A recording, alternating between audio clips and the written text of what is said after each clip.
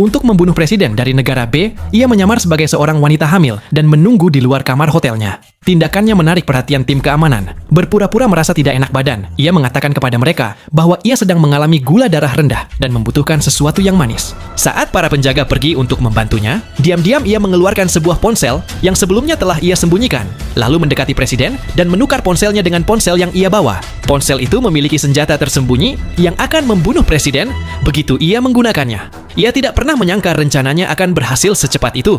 Sebelum sempat meninggalkan hotel, presiden sudah tewas. Kepala keamanan segera memerintahkan semua pintu keluar untuk diblokir dan menginstruksikan timnya agar tidak membiarkan siapapun yang mencurigakan melarikan diri. Tepat ketika Lisa masuk ke dalam lift, seorang penjaga keamanan yang sedang menuju lantai 1 melihatnya. Karena ia satu-satunya wajah asing di hotel itu, kecurigaan langsung tertuju padanya. Tiba-tiba, Lisa mengambil langkah pertama, membuat pria itu terkejut. Sang penjaga dengan cepat mengeluarkan sebilah belati untuk melawan. Terjebak dalam perkelahian dengan penjaga itu, Lisa tidak bisa melarikan diri. Bahkan ketika lift mencapai lantai dasar, ia tidak sempat kabur dan terpaksa membiarkannya naik kembali. Saat itu, pertarungan mereka hampir berakhir. Perut palsu yang dipakainya berhasil melindunginya dari tusukan mematikan.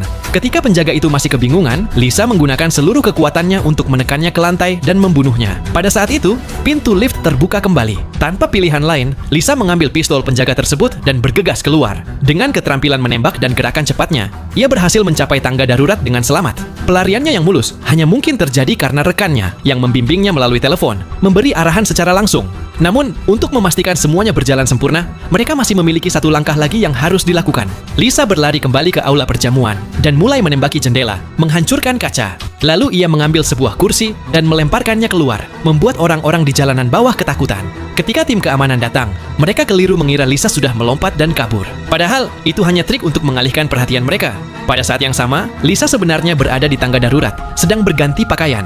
Ia melepas perut palsu dan kembali berdandan sebagai seorang pelayan. Lalu, dengan tenang, ia berjalan turun ke lantai dasar. Para penjaga yang dilewatinya tidak menaruh curiga sedikit pun, dan ia keluar melalui pintu depan tanpa masalah. Namun, Lisa tidak menurunkan kewaspadaannya. Sebagai seorang pembunuh terlatih, ia tetap waspada jika tim keamanan menyadari kebenarannya. Sesampainya di stasiun kereta bawah tanah, ia kembali berganti pakaian dengan cepat.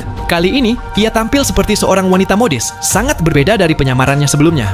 Namun, tepat pada saat itu, sesuatu yang tak terduga terjadi. Rekannya, yang membantunya dalam rencana pelarian, mengalami masalah.